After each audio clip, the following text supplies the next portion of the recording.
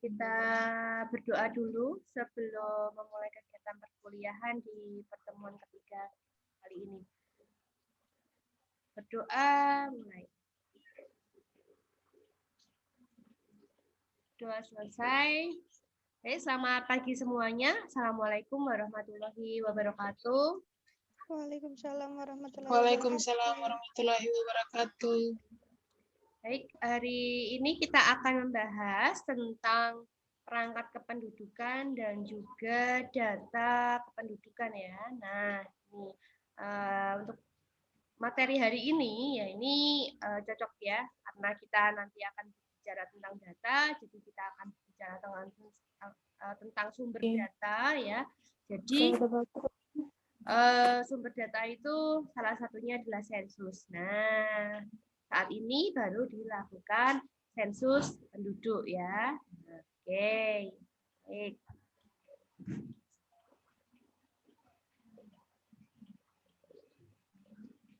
Ya, pertama untuk dari perangkat geografi penduduk ya, ini ada yang pertama ini bilangan atau kon ya. Lalu yang kedua ini ada angka, ini rate ya kalau dari bahasa Inggrisnya. Nah, dalam beberapa buku ya, untuk angka atau rate ini bisa juga dipakai tingkat. Jadi misalnya ya untuk pengganti angka, misalnya kita akan mencari tingkat kelahiran. Ya. Nah, tingkat kelahiran. Nah, tingkat kematian.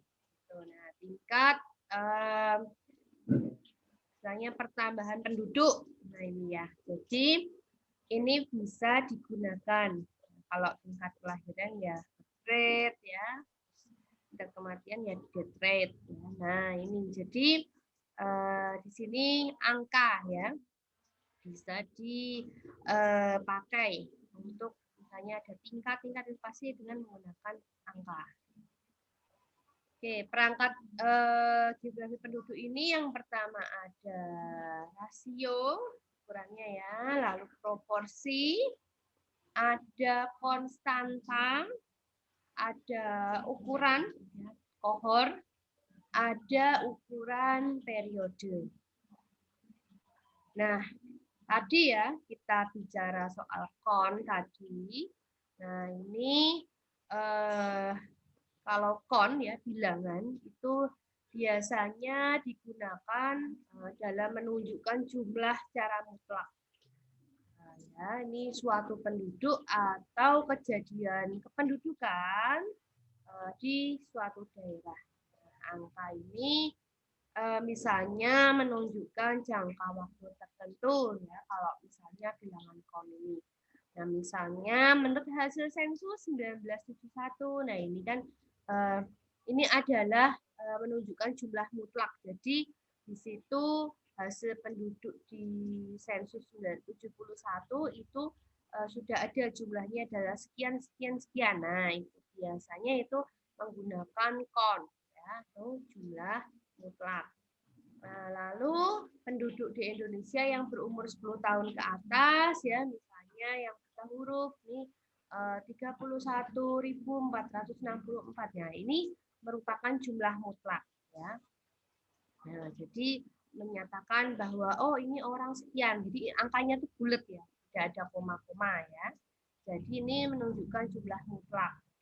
Nah, jadi ini bisa di istilahnya dibedakan ya untuk bilangan atau kon sendiri ya.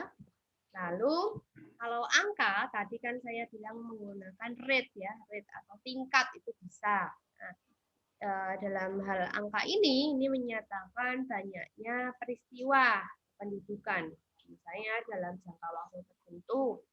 Misalnya tadi ya tingkat kelahiran tadi. Nah, angka kelahirannya berapa ya? Nah, ini adalah 35 kelahiran hidup per 1000 penduduk di Indonesia pada tahun 1979. Nah, di sini ya angka ini memberikan gambaran ringkas ya tentang adanya keadaan atau perkembangan suatu peristiwa demografis. Kalau di sini peristiwa demografisnya adalah kelahiran, ya. Nah, ini terjadi pada suatu daerah tertentu, yaitu di Indonesia. Pada tahun berapa? Pada tahun 1979. Nah, berarti arti dari tingkat di sini ya, 35 kelahiran hidup per 1000 penduduk, berarti ada 35 ya peristiwa kelahiran. Nah, peristiwa kelahiran di dalam ya wilayah Indonesia dibandingkan dengan per 1000 orang penduduk. Jadi tiap-tiap 1000 orang penduduk itu di situ ada 35 kelahiran hidup. Nah, gitu ya pengertiannya. Jadi ini merupakan angka tingkat ya atau rate. Nah, lalu angka di sini ya itu ada angka kasar atau growth rate dan ada angka spesifik.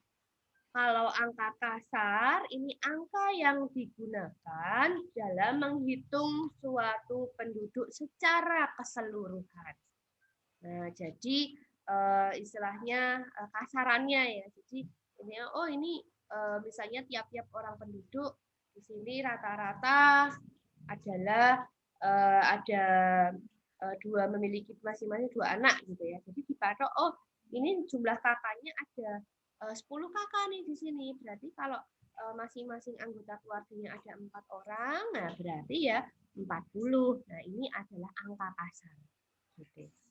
Nah, kalau angka spesifik ini untuk menghitung suatu penduduk yang berkenaan dengan kelompok yang spesifik. Misalnya, ini kelompok umur 0 sampai 5 tahun. Nah, ini kan betul-betul di data ya, ada berapa nih yang kelompok umur 0 sampai 5 tahun?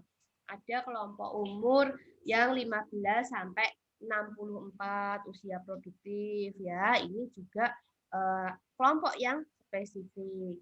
Nah, ini juga dicontohkan angka fertilitas menurut umur ya per 1000 orang wanita itu yang berumur 15 sampai 44 tahun. Artinya kenapa kok 15 sampai 44 tahun? Ini adalah dari segi umur wanita ini disebut dengan produktif secara fertilitas ya. Nah, ini 15 sampai 44 tahun.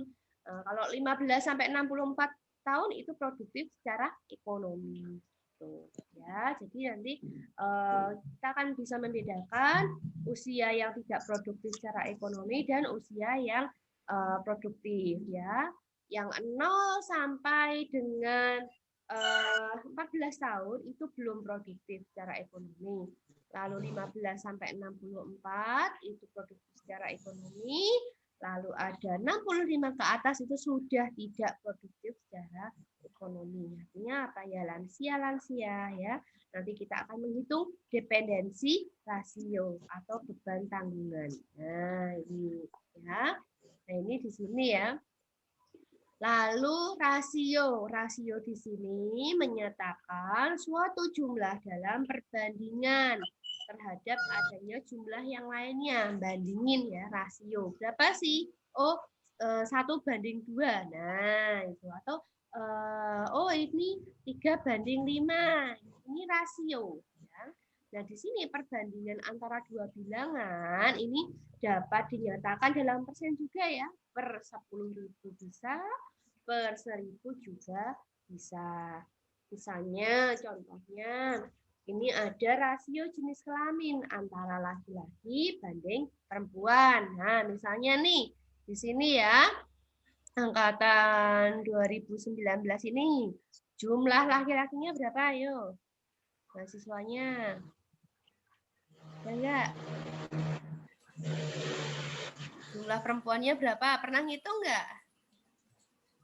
Perempuannya ada berapa? Laki-lakinya ada berapa? Coba deh Rizky. Pernah ngitung enggak Rizky? Temanmu ada berapa? Yang cowok berapa? Cewek berapa?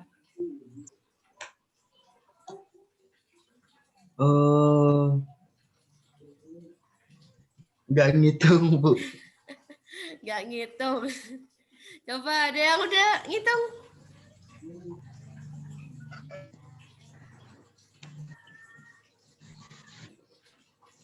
Ada yang ngitung?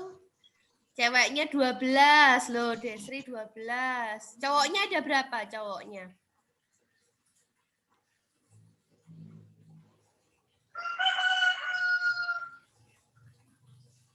Oke, cowoknya 22 ya. Nah, berarti kalau ini rasionya ya, ini imbangan ya antara banyaknya laki-laki dan perempuan. Berarti 22 banding 12. Itu adalah rasio ya. Gitu. Jadi perbandingan.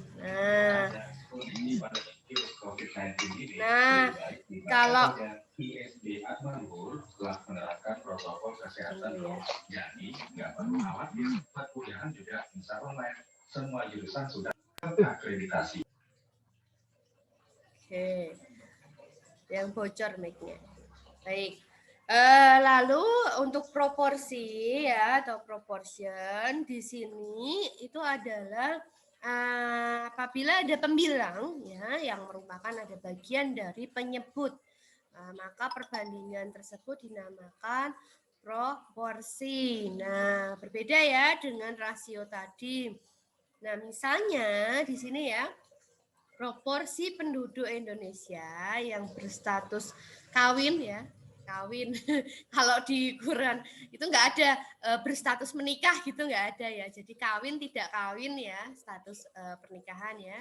Dulu pernah ya mencari data demografi ya di geografi sosial ya yang ada berdasarkan status pernikahan. Nah, ini udah kawin tidak kawin ya gitu. Terus ini pada tahun 71 ini adalah 37,5%.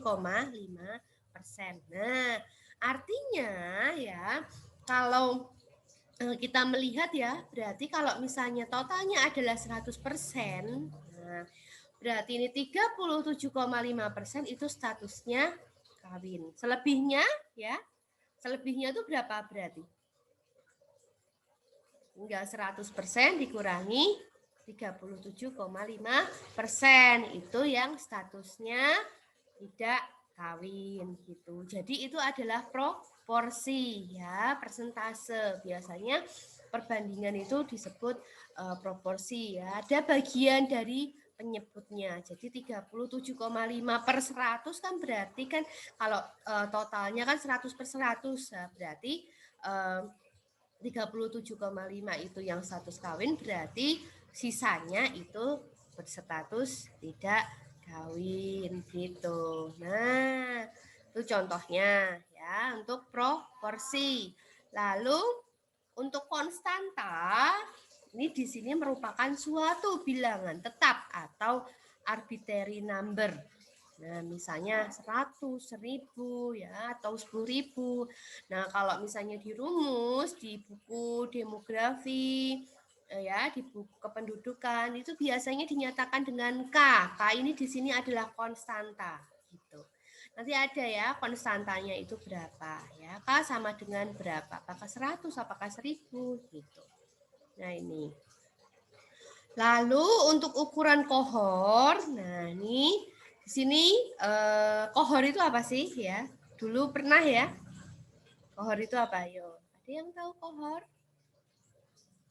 Lupa. Nah, kohor di sini sekelompok orang yang punya pengalaman yang sama dari suatu peristiwa kependudukan ya selama suatu periode waktu. Biasanya dalam jangka waktu 1 tahun ya, atau bisa juga 5 tahun ya, atau 3 tahun. Nah, kohor kelahiran ya ini orang-orang yang dilahirkan dalam tahun atau periode yang sama. Itu disebut dengan kohor. Jadi menyatakan kejadian yang sama ya atau peristiwa kependudukan dalam suatu periode. Nah, di sini untuk ukuran periode ya, karena tadi kan untuk kohor ini menggunakan suatu periode waktu. Nah, untuk ukuran periode ini ukuran mengenai peristiwa yang terjadi di sebagian penduduk maupun keseluruhan selama satu periode tertentu. Misalnya ada angka kematian ya di seluruh penduduk Indonesia, artinya berapa provinsi? Sekarang kita punya berapa provinsi? Ada yang tahu? Berapa? Fuad, coba deh Fuad. Ada berapa provinsi sekarang Indonesia? 34, Bu. 34, oke. Gak ditawar? Gak ditawar. Ini kayak apa ya ditawar? Ya, jadi berarti seluruh provinsi yang ada di Indonesia ini ada jumlah angka kematiannya itu dalam tahun 2000. Nah, ini adalah satu periode ya di tahun 2000 gitu. Ini ukuran untuk periode.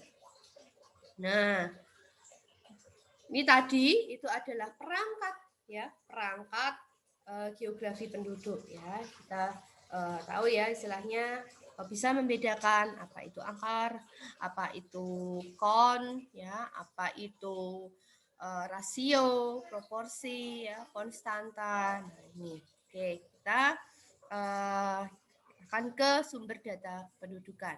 Jadi yang tadi ya, karena sudah tahu ya untuk perangkat-perangkatnya, jadi jangan bingung nih ketika kita masuk ke data, karena data nanti kita akan membicarakan tingkat kelahiran. Nah, ini kita harus tahu nih, ini angka ya istilahnya. Nah, itu.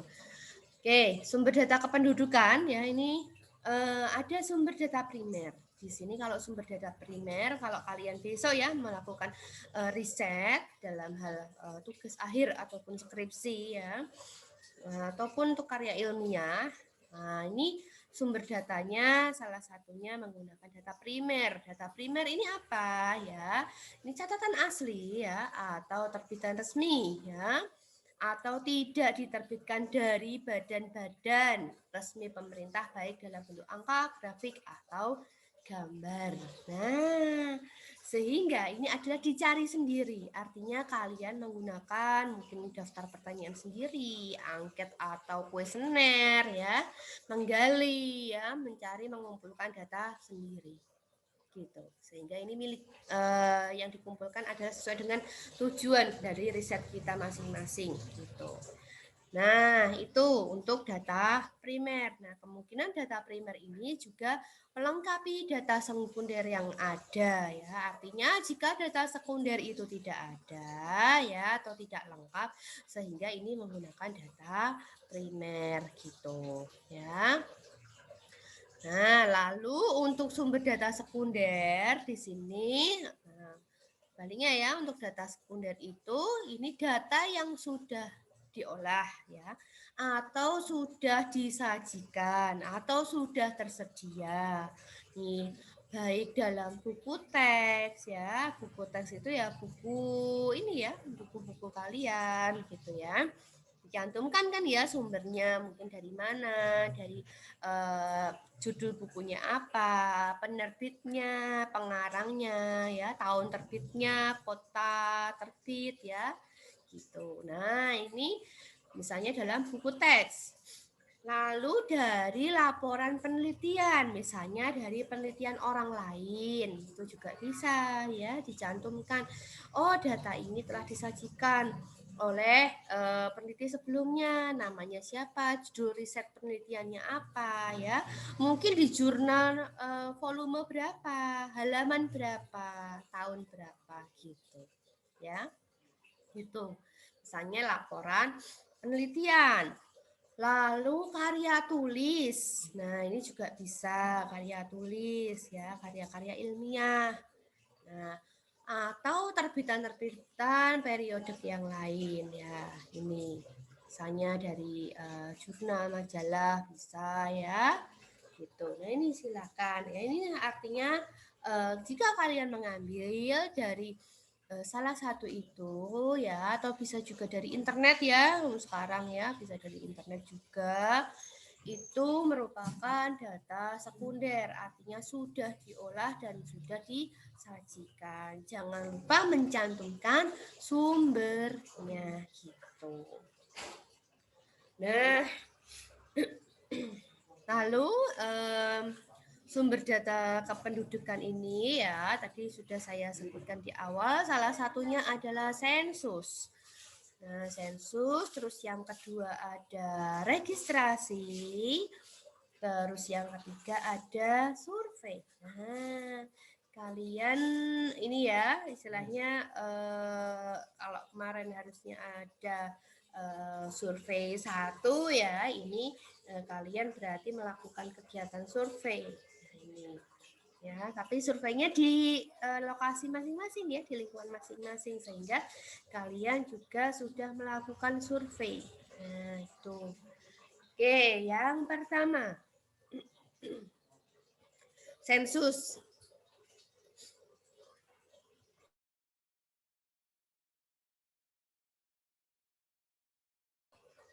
Oke, sensus ya. Ini sejarah. Ya, sensus ya, ini sejarah sensus. Di sini misalnya kalau di katakan sensus itu apa ya istilahnya ya? Istilahnya kok sekarang ada sensus 2020 ya. Dulu Bu Vidya ngasih tugas sensus 2010. Nah, sebetulnya ini apa sih ya gitu. Nah, pertama ya, ini ada sejarahnya ya sensus itu. Sensus penduduk atau bisa disebut sebagai cacah jiwa ya, bukan jiwa ya dicacah gitu ya. Maksudnya pencacahan ya, pencacahan jiwa ya, penghitungan jiwa ya. Kalau pada masa pandemi saat ini kan diminta untuk ini ya sifatnya aktif ya, aktif mengisi apa namanya di web BPS ya untuk sensus penduduk.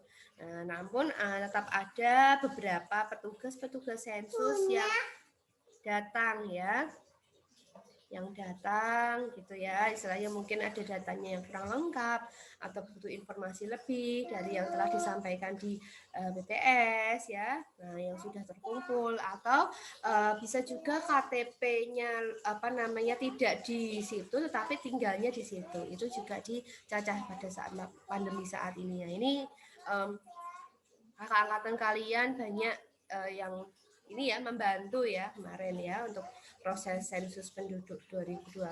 Nah, sensus penduduk atau cacah jiwa ini pertama kali ini dilakukan di Babilonia pada tahun 4000 tahun sebelum Masehi. Lalu di Mesir ya, terus di Cina, lalu pada abad ke-16 ya dan 17 ini sensus penduduk juga pernah dilakukan di Italia, Sisilia dan Spanyol. Nah, namun tujuan sensus pada saat itu untuk tujuan militer ya. Nah, juga untuk tujuan pemungutan pajak. Lalu atau perluasan teritorial kerajaan. Jadi pada saat itu tujuannya itu ya. Nah, lalu ada sensus secara modern ya pada tahun 66 di Quebec, lalu di Swedia tahun 1749, di Amerika Serikat ini juga mulai dilakukan tahun 70 dan di Inggris tahun 1801. Lalu diikuti masing-masing negara jajahannya ya. Nah, itu. Nah, di Indonesia sendiri ya, ini si Raffles itu melakukan sensus pada tahun 1815 ya. Lalu ada lagi tahun 1930 ya, ini dilakukan oleh Raffles di Indonesia. Nah, di Jawa sensus ini dilakukan secara de facto, artinya sedang di luar Jawa dan de jure. Nah, sejak merdeka ya, tahun 1945 ya tahun 2000 ini Indonesia melakukan sensus ini sejak tahun 1961 ya, setelah kemerdekaan Indonesia ya tahun 45 di 1961, lalu 1971. Nah, lalu harusnya kan 1981 ya, 10 tahunan. Ini menjadi belakangnya atau belakang tahunnya itu berakhiran 0 ya, bukan 1 lagi tetapi 0. Nah, ini tetap dilakukan 10 tahunan tetapi ini agak maju ya. Jadi harusnya 81 menjadi 1980. Lalu 10 tahun ke depan 1990 terus tahun 2000. Makanya ada 2010 dan 2020 yang saat ini gitu. Nah, ini sejarahnya. Nah, sensus di Indonesia ya, ini pada tanggal 31 Maret tahun 61 sampai dengan 31 Oktober 61 itu dilaksanakan adalah hari sensus. Nah, sensusnya itu selama berapa bulan tuh ya? Maret sampai Oktober ya, dari tanggal 31 Maret sampai dengan 31 Oktober. Nah, lalu di tahun 70 di sensus tahun 70 ya harusnya kan ini baru dapat dilaksanakan pada tahun 71. Nah, karena ini tadinya 61 pengen dirubah menjadi tahun yang berakhiran 0 ya. Tetapi ini ternyata pelaksanaannya mundur 1 tahun. Nah, jadinya tahun 1971 karena ada kesulitan dana atau dalam persiapan pelaksanaan. Jadi ada kendala gitu. Nah, lalu baru di tahun 71 ke 80 ya, itu makanya sensus tahun 80 ini ada 2 tahapan. Yang pertama tanggal 20 September sampai dengan tanggal 30 Oktober 80 ini ada pencacahan sensus lengkap ya. Lalu dari data yang ada itu kan perlu ada validitas data sehingga ini diambil sampel ya. Nah, pengambilan sampel, observasi lagi ya, pendatangan lagi, misalnya kayak personnya. Nah, ini tanggal 6 sampai 31 Oktober. Nah, ini pencacahan sensus sampel. Nah, oke. Lalu sensus tahun 90 ini dilaksanakan 2 tahap juga pada bulan September sampai dengan Oktober. Nah, tahun 2000 ini hanya dilaksanakan sensus yang lengkap pada tanggal 30 Juni. Nah, dan selanjutnya juga dilaksanakan sama pada hari H. Nah, gitu. Jadi, kalau di Indonesia ini ya seperti ini kalau sampai tahun 2000. Lalu 2010 waktu itu ya, ini dilakukan secara serentak ya untuk sensus penduduk ya, ada petugas-petugas yang memang mendatangi. Nah, untuk yang tahun 2020 ini karena masa pandemi, ya ini mungkin ada sejarahnya juga nanti tambahannya ya, dilakukan dengan cara online dan secara offline. Kalau offline itu hanya mendatangi yang tidak ber-KTP di situ, tetapi tinggal di situ, di wilayah itu, gitu ya. Jadi hanya cross check saja, karena KTP-nya tidak di situ, tetapi tinggal di situ, gitu. Nah, ini nanti bisa nih sebagai catatan sejarah lagi ya. Nah, sensus penduduk ini dilakukan secara keseluruhan ya. Proses pengumpulannya itu adalah collecting. Nah, menghimpun, menyusun ya dan menerbitkan data-data demografi. Baik itu data ekonomi ya, sosial. Ini menyangkut semua orang pada waktu tertentu di suatu negara atau wilayah tertentu. Nanti kalian bisa lihat ya. Kuesionernya sensus itu seperti apa. Atau kalian kemarin ikut mengisi ya, itu pasti tahu ya. Banyak banget ya isiannya ya. Nah, itu bisa dilihat ya untuk kuesioner sensusnya bisa di-download juga di bps.go.id nanti data sensus. Di situ nanti ada unduh kuesioner, itu juga bisa dilihat ya. Apa saja yang tercantum pertanyaan-pertanyaan yang ada di dalam sensus ya. Nah, ini makanya disebut sebagai cacah jiwa gitu. Ya. Nah, tujuannya sensus ya, kalau kemarin itu tahun lalu untuk tujuan militer, untuk penarikan pajak, untuk memperluas daerah kekuasaan. Nah, kalau sekarang untuk apa ya? Kenapa dilaksanakan sensus di seluruh penduduk di suatu wilayah negara ya? Nah, ini.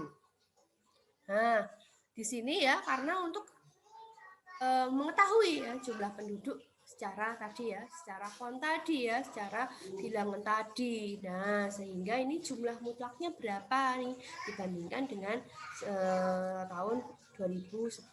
Nah, ini makanya ini ada dicacah secara de jure dan penduduk secara de facto gitu. De jure itu maksudnya penduduk yang resmi tinggal di daerah tersebut ya. Jadi dia memang penduduk asli, KTP di situ ya. Nah, tapi kalau de facto ini penduduk yang berada di suatu wilayah tapi tidak termasuk penduduk resmi di wilayah bersangkutan tadi yang saya bilang untuk tahun 2020 hanya mencacah istilahnya penduduk atau mendatangi penduduk ya, petugas sensusnya itu mendatangi penduduk yang tidak resmi tinggal di situ tetapi tinggal di situ. Nah, itu. Lalu karakteristik sensus ya di sini unit cacahnya ya pada sensus itu adalah perorangan individu. Gitu. Nah, jadi bukan keluarga atau rumah tangga. Jadi misalnya ditanya ini berapa nih satu kakak ada berapa orang? Nah, kalau saya banyak banget ya, suami saya ya anak yang pertama, kedua, ketiga, keempat. Nah ini tanyain satu-satu ya. Suami saya lahir kapan ya, tanggal berapa, terus pekerjaan apa ya, status menikah gitu ya. Status kawin tadi ya. Nah itu terus macam-macam ya pertanyaannya ya. Nanti dalam bentuk tabel nanti bisa dilihat sendiri. Nah nanti semua anggota keluarga yang ada di situ itu juga ditanyakan hal yang sama. Misalnya kalau anak saya ya yang pertama, tanggal lahirnya kapan, gitu ya. Terus sudah menikah belum ya, belum ada status menikahnya belum gitu ya, belum menikah, belum kawin gitu ya istilahnya. Nah itu gitu ya. Nah, terus bisa nih saya dari mungkin dari tingkat pendidikannya gitu. Nanti bisa dicek ya untuk kuesionernya gitu. Oke. Nah, di sini ya sifatnya ini universal ya atau semua orang artinya ya semua orang atau penduduk yang hidup dalam wilayah yang dicacah. Jadi perseorangan, makanya disebut sebagai cacah karena itu perorangan ya, per kepala, per individu gitu. Nah, terus waktu ketentuan ya, ini waktu tertentu artinya sensus itu harusnya dilaksanakan pada saat tertentu dan serentak di seluruh wilayah negara. Makanya ini serentak ya di tahun ini itu bulan apa? Nah itu ya, terus sensus ini juga dilaksanakan secara periodik. Nah, ini makanya pada tahun yang berakhiran angka 0. Nah, lalu ada informasi yang ada ya dalam sensus nih tadi ya, nanti cek lagi ada geografi, ada migrasi penduduk ya, misalnya tempat tinggal. Saya ya, saya itu tempat tinggal saya ya tahun saat ini itu apakah sama atau berbeda dibandingkan dengan tempat tinggal 10 tahun yang lalu gitu. Nah, nanti ada berapa tahun yang lalunya ada ya. Saya agak lupa berapa tahun yang lalu. Nah, itu. Jadi ditanyakan ini merupakan unsur dari migrasi tadi. Kalau misalnya memang berbeda, berarti ini pendatang ya, bukan penduduk asli. Tapi kalau itu sama dari lahir istilahnya juga bertempat tinggal sama di situ, terus sekarang juga di situ gitu, dan juga beberapa tahun yang lalu juga tidak berbeda. Nah, itu berarti dia menetap di situ ya. Gitu, seumur hidupnya gitu ya. Entah nanti kalau ke depan pindah ya nggak ngerti ya gitu. Nah, ini jadinya pasti ada pertanyaan itu gitu. Apakah tempat tinggal Anda sekarang itu merupakan tempat istilahnya kelahiran Anda atau gimana itu. Ya, ini merupakan geografi dan migrasi penduduk. Lalu ada rumah tangga tadi ya. Rumah tangga berapa orang anggota keluarga. Terus karakteristik sosial demografinya itu juga ada. Terus kelahiran dan kematian itu juga ada. Gitu ya. Pendidikan itu juga pendidikan terakhir yang ditamatkan ya, atau pendidikan formal ada enggak gitu, informal ada enggak gitu. Yang itu pendidikan ada dua ya, formal informal ya. Terus karakteristik ekonomi itu juga ada ya, dari segi mata pencahariannya gitu. Nah, jadi topik minimal yang ada dalam pertanyaan sensus penduduk, makanya kalau kalian pada saat itu kalian ngisi online, waduh ya, banyak banget ya. Belum lagi jaringan ya. Ya begitu ngisi, wah jaringannya muler-muler ya. Ya itu yang bikin sebel ya kemarin, lama banget ya ngisi secara online itu kendalanya itu. Ya. Nah, ini ya geografi dan migrasi, ini tempat lahir, selamat tinggal ya di daerah istilahnya mungkin di daerah luar, bukan bukan di situ ya. Lalu tempat tinggal beberapa tahun yang lalu ya itu. Terus rumah tangga, hubungan anggota dengan kepala keluarga, misalnya kepala keluarga kalau di CI saya ya itu adalah suami, sehingga saya statusnya sebagai anggota rumah tangga statusnya apa? Di situ ada istri, terus anak saya ya anak pertama gitu. Ada hubungan anggota dengan kepala keluarga. Misalnya kalau kepala keluarganya itu adalah ada misalnya tinggal dengan kakek nenek di situ ya, kakeknya sebagai kepala rumah tangganya ya, berarti nanti cucunya ya hubungan dengan kepala keluarganya ya bukan bapak tapi cucu gitu. Nah itu ada yang anak menantu itu ada ya. Nah oke itu. Terus karakter sosial dan demografi, ada jenis kelamin, ada umur, status perkawinan, kewarganegaraan ya, WNI atau WNA gitu ya. Terus agama, bahasa, suku etnik atau kebangsaan. Terus karakter pendidikan itu juga ada, tingkat pendidikan, angka melek huruf ya. School attendance itu pada saat ini ya, istilahnya bersekolah ini saat ini mengikuti jenjang apa gitu ya. Educational kualifikasi yaitu dari segi kualifikasi pendidikannya itu bidang apa itu ada juga gitu ya. Terus fertilitas, mortalitas ya, anak lahir hidup itu ada berapa? Tunggu ya.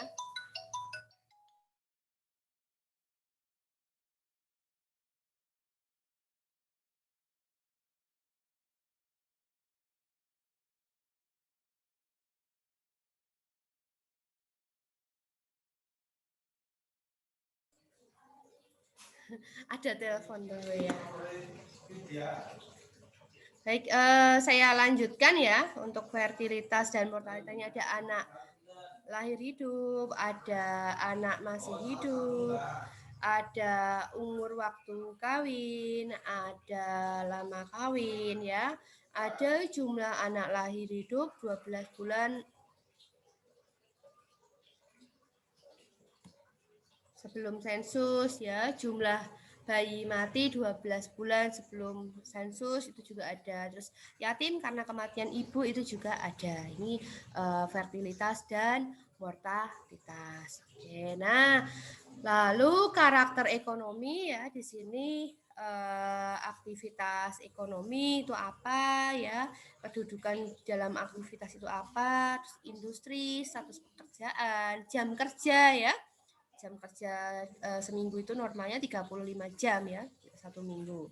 Ya, nanti bisa dibaca sendiri ya di bukunya demografi. Nih saya baru baca buku juga. Loh, nih ya, demografi umum. Nah, ini karyanya Pak Mantre ya, bisa dibaca juga di sini ya. Lalu pendapatan ya, aktivitas menurut sektornya. Nah, itu. Jadi itu yang topik minima yang ada dalam pertanyaan sensus gitu. Nah, lalu sensus error atau kesalahan sensus itu pertama ya sebabnya itu karena ada kesalahan cakupan. Kesalahan di mana tidak semua penduduk itu tercacah atau ada yang tercacah 2 kali. Ya, misalnya ya ini bisa kejadian ya. Misalnya saya ya sebagai pendatang sudah dicacah di sini, lalu di tempat tinggal yang dulu itu juga dicacah, mungkin masih ada orang tua di sana gitu ya, itu dicacah lagi ya, itu adalah mencacah 2 kali ya, itu kesalahan. Nah, lalu yang kedua itu ada kesalahan pelaporan. Nah, kesalahan pelaporan ini dari responden ataupun yang diwawancara atau ketidakjujuran responden dalam mengisi belangko pertanyaan sensus. Dihapus ya, gitu. Ya, bisa kan ya ngisi ini tidak sesuai dengan ininya. Gitu. Nah, itu adalah kesalahan isi pelaporan. Lalu ada kesalahan ketepatan laporan ya. Ini kesalahan pencatatan ya, ini dari petugas ya data penduduk yang menyebabkan kesulitan analisa. Nah, hal ini misalnya ada petugas yang salah melaporkan ya dari pelaporan data atau salah entry ya. Kalau dulu kan masih manual ya, masih nge-entry, masih ngetik gitu ya. Nah, itu salah pelaporan itu juga bisa gitu. Atau yang petugas wawancara, petugas lapangan sama entry datanya beda ya. Ini tulisannya apa ya? Nggak terbaca tulisannya ya. Nah, karena mungkin di lapangan nulisnya cepet-cepet sehingga ketika ngentri ini bacanya apa ya? Bacanya apa? Nah, dulu saya sering ketika saya membantu ya pada saat entry data, ini akan saya tanyakan. Di situ kan ada ini ya, nama pewawancara siapa ya, kontaknya berapa. Nah, ini saya tanyakan, ini tulisannya apa? Kalau ada data yang tidak lengkap, ini perlu ditanyakan lagi. Kalau perlu mendatangi respondennya kembali. Gitu. Nah, ini perlu ya gitu. Jadi jangan males, ya uslah males gitu. Masa baleni ke sana lagi gitu kan. Datang lagi gak enak gitu ya. Oh, nggak boleh kayak gitu. Nah, gitu. Ya. Namanya ngarang itu ya, diisi sendiri ya aja ya gitu. Nah, lalu tahapan sensus di Indonesia ya, ini ada pemerintah memberikan mandat pada BPS ya untuk melakukan sensus, menyiapkan draft pertanyaan, terus petugas sensusnya dilatih untuk mendapatkan data sensus dengan draft yang nantinya akan dibawa ya, ini yang secara offline ya gitu. Lalu membagi wilayah ya dalam wilayah pencacahan ya, Wilcah itu kemarin kakak angkatan kalian membagi ya, dari ada peta terus dibagi-bagi. Nah, ini nanti kalian butuh tanya sama kakak angkatan yang pengalaman di lapangannya ya. Nah, itu. Terus wilayah cacah ini dibedakan antara wilayah cacah pedesaan juga wilayah cacah perkotaan. Lalu pencacahan ini dilaksanakan dengan sistem aktif ya, mendatangi RT dengan membawa draft pertanyaan, didampingi RT. Karena apa? Petugas sensus kan bukan orang situ, tidak mengenal daerah itu. Oleh karena itu harus didampingi oleh orang situ ya, setidaknya ketua RT ya, ketua dusun ya, atau ketua RW lah ya gitu. Nah, ini pada hari H ya, ini hari H-nya ditetapkan tanggal 30 Juni ya. Terus melaksanakan PODES, pencacahan potensi desa dan pemetaan desa. Nanti hasil sensus diolah oleh BPS, diumumkan, diterbitkan ya, itu ya dipublikasikan, juga dilakukan sensus khusus ya berdasarkan sampel, misalnya ada sensus pertanian, sensus ekonomi, ya, ada sensus industri, ada sensus survei Angkatan Kerja Nasional atau Sakernas gitu. Nah, masih banyak yang lain lagi ya. Gitu. Oke. Ini wah, ini sensus ya. Ini tadi ya, sensus penduduk di Indonesia. Nah, ini ada tambahannya ya 2020 ya. Gitu. Oke. Sekilas saja, ini hasil sensus tahun 2010 ya, ada tren penduduk ya, ternyata mengalami peningkatan ya. Nah, gitu. Nah, dari waktu ke waktu ya, ini ada peningkatan jumlah penduduk. Nah, setelah sensus ya, itu ada registrasi. Nah, registrasi itu apa? Di sini merupakan kumpulan dari keterangan mengenai terjadinya peristiwa atau kejadian. Ada kelahiran, kematian, atau kejadian penting yang lain ya. Misalnya ada bencana atau pandemi. Nah, ini merupakan kumpulan keterangan. Ini nanti registrasi itu kan karena ini tadi ya, sensus itu kan memberikan informasi waktu dilaksanakannya itu 10 tahunan ya, dan hanya data statistik kependudukan, artinya data yang dibutuhkan tuh yaitu apa, template-nya yaitu. Tetapi kalau registrasi ini adalah penduduknya itu datang ya, bisa dicatat sewaktu-waktu ya, atau kejadiannya bisa dicatat setiap saat, namanya registrasi. Misalnya saya penduduk datang tempat tinggal di sini, saya melaporkan diri. Saya melaporkan diri kalau barusan pindah bertempat tinggal di sini, di wilayah ini gitu ya. Laporan RT, RW gitu ya, kayak gitu. Nanti baru RT RW-nya yang biasanya nanti melaporkan ke atas, nanti pihak kelurahan atau pihak desa gitu. Nah, itu registrasi. Nah, lalu kejadian-kejadiannya misalnya ada perkawinan ya, itu kan berarti ada penambahan orang baru ya masuk perkawinan, ada perceraian, ada pengangkatan anak ya, nah, ada perpindahan atau migrasi. Nah, atau pencatatan tersebut ini sering disebut dengan registrasi vital atau statistik vital. Nah, ini berlangsung terus-menerus juga sehingga ini kalau misalnya registrasi bisa setiap saat, ini merupakan penggambaran ya adanya perubahan. Nah, ini juga dia bisa menggambarkan perubahan karena ada istilahnya penambahan, pengurangan jumlah penduduk ya, ini menggambarkan perubahan. Lalu dilakukan oleh instansi yang berbeda ya, berbeda-beda gitu. Dari petugas pencatatan sipil ya. Nah, dan masalah registrasi yang utama adalah cakupan ini ya, ketelitian ya, kecakupan dalam ketelitian gitu. Nah, misalnya ada yang nggak mau laporan gitu. Nah, ini mungkin RT-nya harus aktif ya, gitu. Pak RT-nya harus aktif misalnya, oh itu ada penduduk, ada pendatang nih gitu ya, didatengin gitu. Nah, gitu. Terus registrasi ini dilakukan oleh kantor pemerintah dalam negeri ya. Lalu pelaksanaannya dilakukan secara pasif. Pasif itu artinya ya penduduk yang datang ya. Itu dapat menimbulkan masalah ketidaklengkapan data pelaporan ini bisa, atau yang nggak mau laporan itu juga bisa.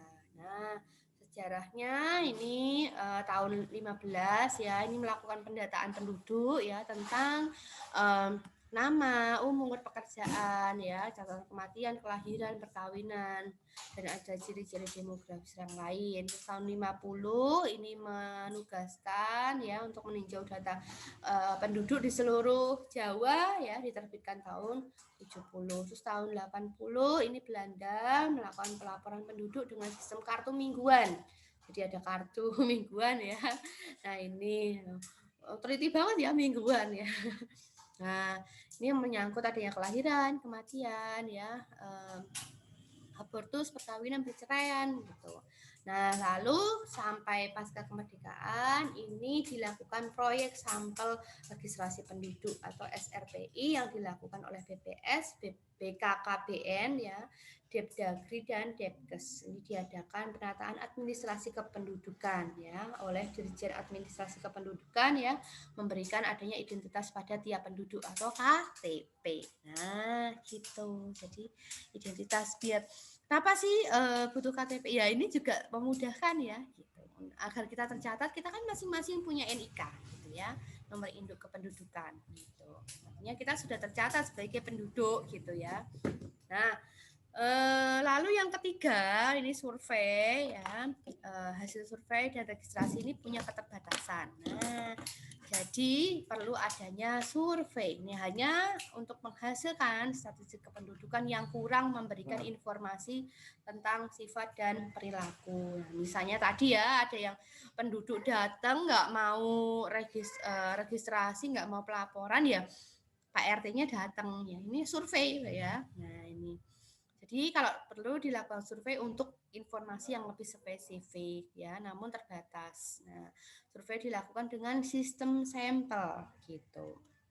Nah, prosesnya hampir sama dengan sensus, tapi cakupannya hanya sebagian penduduk atau sampel saja. Misalnya ya cuman mungkin dilakukan sama RT-nya atau ini pemerintah setempat ya istilahnya, atau kader-kader ya gitu. Biasanya kalau ada ibu hamil dan juga melahirkan itu dari Kader Yandu yang mengadakan survei ya gitu. Nah, nanti topiknya bisa ganti-ganti ya, waktunya juga periodik, lebih pendek dari sensus gitu kalau survei. Nah, ini termasuk juga ya untuk survei juga sesuai dengan tujuan seperti kalian yang kalian lakukan juga kemarin ya, itu juga termasuk survei ya. Nah, perbedaannya sensus dengan survei itu apa? Yang pertama itu cakupannya yang dicacah ya penduduknya. Kalau sensus itu mencacah seluruh penduduk, kalau survei itu mencacah hanya sebagian penduduk atau sampel. Terus fleksibilitasnya ini juga harus memenuhi persyaratan periodik, ini bisa diadakan kapan saja kalau survei. Kalau materi yang dikumpulkan ya mengenai demografi, ekonomi, sosial. Kalau survei ini bisa berganti-ganti sesuai dengan topik atau tujuan atau kebutuhan tertentu gitu. Nah, ya jadinya sensus dan survei ini kegiatan yang saling mengisi, di mana ada survei sebagai pelengkap sensus. Nanti bisa dilaksanakan sesudah sensus diadakan, survei bisa memeriksa ya atau mencek hasil sensus itu sendiri itu bisa. Atau dilaksanakan sebelum sensus, maka sebagai bahan pertimbangan bagi sensus yang akan dilaksanakan juga bisa. Atau sensus yang dilaksanakan 10 tahun ini menggambarkan perubahan yang terjadi 10 tahun. Tapi kalau survei ini ingin melihat perubahan yang terjadi dalam waktu yang singkat gitu. Nah, survei ini bisa terjadi kesalahan karena pengambilan sampling atau sampling error gitu. Itu juga bisa gitu. Nah, survei di Indonesia ada Susenas ya, survei sosial ekonomi nasional. Ada SUPAS, ini survei penduduk antar sensus 5 tahunan ya. 2010 berarti ya SUPASnya 2005 gitu. Ya, besok 2025 itu juga ada SUPAS gitu. Ya, nah itu. Terus survei demografi dan kesehatan atau SDKI ini 3 tahun sekali. Gitu. Nah, ternyata banyak ya. Ini belum lagi masuk survei sensus pertanian, sensus ekonomi itu juga belum masuk di sini ya. Itu ada juga. Oke, mungkin itu untuk materi hari ini. Ada yang ditanyakan? Oke, ada yang bertanya ya di sini ya.